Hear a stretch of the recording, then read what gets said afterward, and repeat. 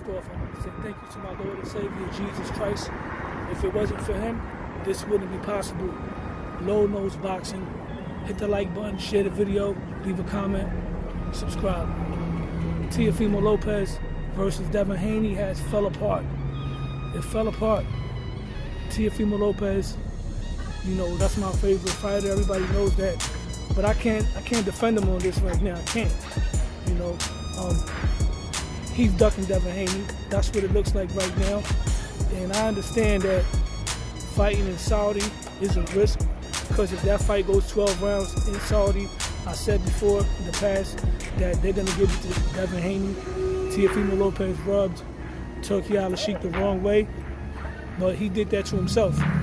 But I also want to debunk a couple of things. There's people that saying, well, he was ready to go to 147 to fight Jaron Ennis. Difference is, Jaron Ennis is the champion at 147. And then they say, oh, he was willing to go to Saudi for Jaron Ennis.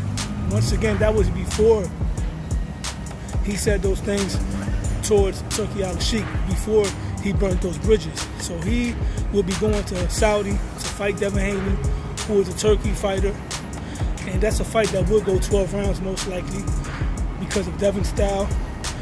Just because Ryan Garcia dropped Devin Haney multiple times doesn't mean Teofimo Lopez will do that. I'm not saying Teo doesn't have the power, but it's a different type of fighter, different type of style, physically, stylistically. Ryan Garcia is a taller fighter. He's able to get to Devin Haney easier than what Teo would. However, I believe Teo wins that fight. But if it goes 12 rounds in Saudi, they're going to give it to Devin Haney. Now, let me get to it. That's not an excuse to pull out the fight. Teo was going to get $11 million, his highest paycheck. Teofimo Lopez right now, still my favorite fighter. However, I'm not backing this play on pulling out of this fight. Only way for me, Teo redeems himself is if he goes another route for another elite fighter.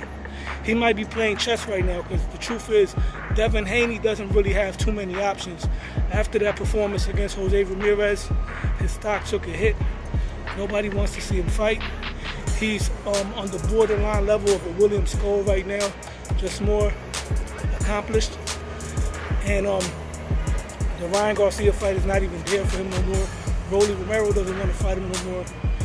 This could be Teo playing chess, because Devin Haney and Bill Haney single-handedly sabotaged a potential Jaron Ennis Teofimo Lopez fight.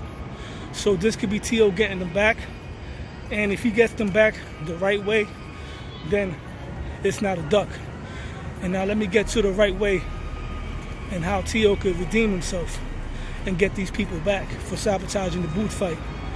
If Teo's next fight is against the winner of Richardson Hitchins and George Kambosos, then it's definitely redeemable.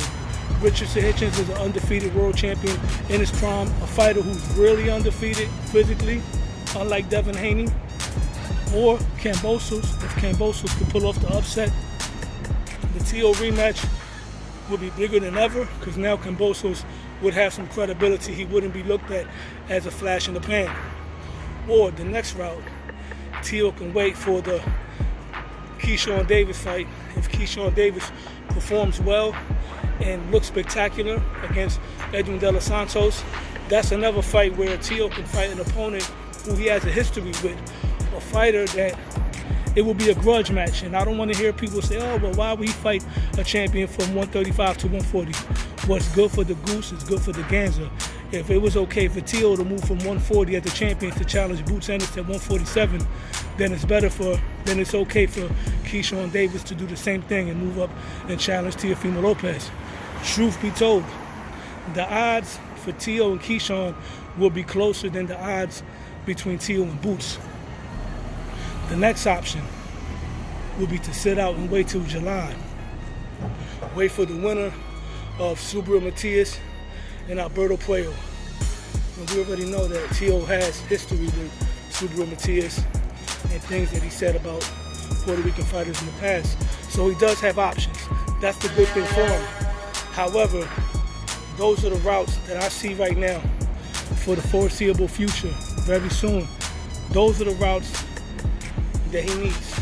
If he doesn't take any of those routes, then this is definitely a certified duck.